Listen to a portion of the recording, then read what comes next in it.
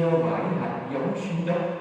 Đêm hay ngày, người ấy ngủ hay thức, hạt giống vẫn nảy mầm và mọc lên. Bằng cách nào thì người ấy không biết. Đất tự động sinh hoa kết quả. Trước hết cây lúa mọc lên, rồi trổ đồng đồng, và sau cùng thành bông lúa nặng trĩu hạt. Lúa vừa chín, người ấy đem liền ra gặt vì đã đến mùa. Rồi người lại nói: chúng ta ví Đức Thiên Chúa với cái gì đây? Lấy dụ ngôn nào mà hình dung được? Đức Thiên Chúa giống như hạt cải.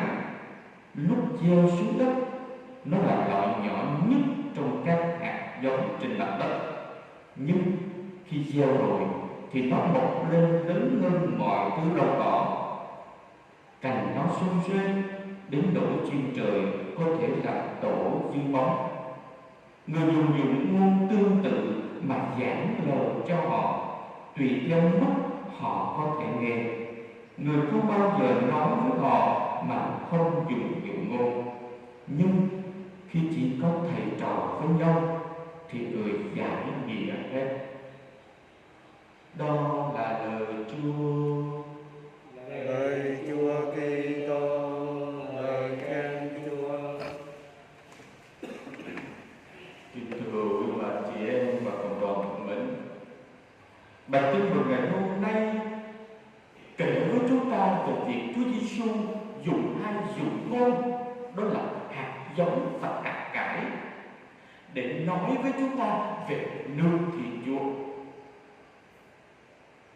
Hạt giống và hạt cải, chúng ta thấy nó có một cái mẫu số chung thứ nhất, đó là có sức sống từ bên trong cái hạt giống cũng như hạt cải. Điều thứ hai, chúng ta thấy nó có một cái điểm chung nữa, đó là cả hai hạt đều nảy mầm và phát triển thành cây. Từ cái hình ảnh hạt giống và hạt cải đó, Chúa Giêsu mượn để nói về nước Thiên Chúa.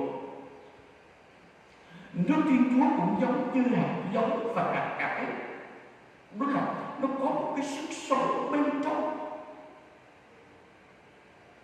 Cho dù cái người nông dân có quan tâm hay là không quan tâm, hạt giống vẫn cứ nảy mầm. Đêm hay ngày không cần biết, vẫn cứ âm thầm lớn lên. Hình ảnh thứ nhất về hạt giống. Còn hạt cải, khi gieo xuống, nó là một trong những hạt rất nhỏ bé hơn mọi loại cây cỏ khác.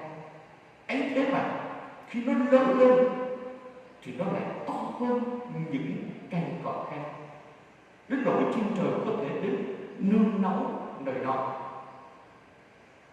Hình ảnh đó cũng diễn tả hội thánh phát triển không ngừng.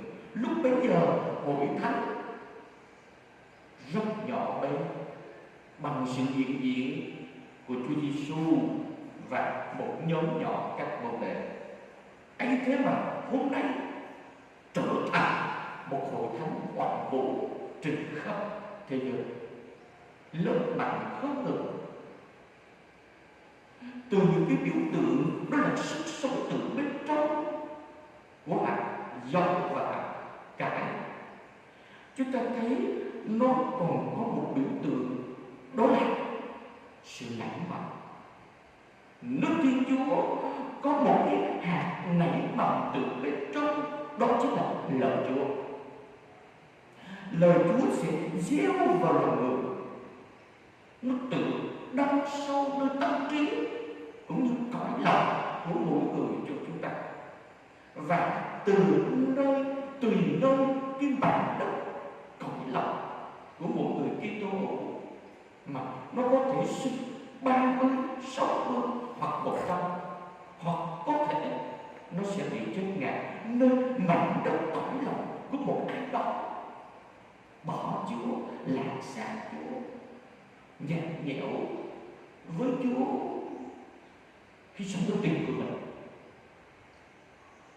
Và chúng ta thấy hạt giống nảy mầm đó là lời Chúa được gieo vào cõi lòng của một người.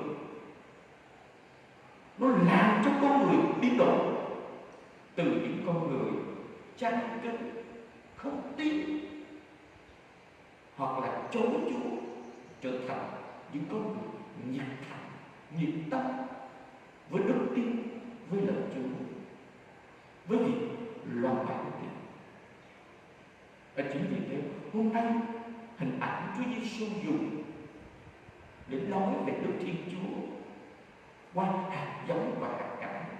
Nơi đó chúng ta thấy nó có một sức sống từ bên trong, và nước Thiên Chúa có một sức sống từ bên trong mà không có quyền lực nào, không có một thế lực nào có thể vùi dập được, có thể làm tắt ngưng được. Chính cái sức sống bên trong đó là gì? Đó chính là lời Chúa. Đó chính là bình tĩnh thánh thể. Đó chính là lòng yêu thương và phục vụ của mỗi người trong chúng ta. Chúng ta xin Chúa đến với mỗi người trong chúng ta, biến đổi con tim và cõi lòng của chúng ta, để cho hạt giống lời Chúa nơi cuộc đời của chúng ta, nơi đức tin của chúng ta được phát triển. Đồng thời chúng ta hãy làm cho nước của Thiên Chúa lan rộng và lan tỏa đến anh chị em của mình, những người chưa biết Chúa, những người còn lạc xa Chúa, những người nguội lạnh, những người nhạt nhẽo, bỏ bê và không còn đến với Chúa qua các bí tích, qua thánh lễ.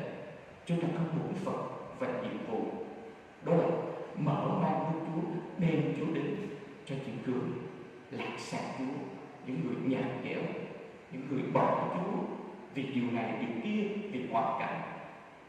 Đây là nhiệm vụ của mỗi người trong chúng ta, để làm sao cho hạt giống lời của Chúa, hạt giống đức tin của Chúa nơi cuộc đời của chúng ta, nơi tâm hồn của chúng ta phải lớn lên, phải phát triển, và đó chính là sức sống. Nhưng để chúng ta có được sức sống đó, không ngừng mời gọi chúng ta sống lời Chúa, không ngừng mời gọi chúng ta tham dự các bí tích, tham dự thánh lễ, và đặc biệt hãy để cho bí tích thánh lễ của Chúa trở nên nguồn sống của chúng ta, trở nên động lực của chúng ta, mời gọi chúng ta sống đức tin, cũng như mời gọi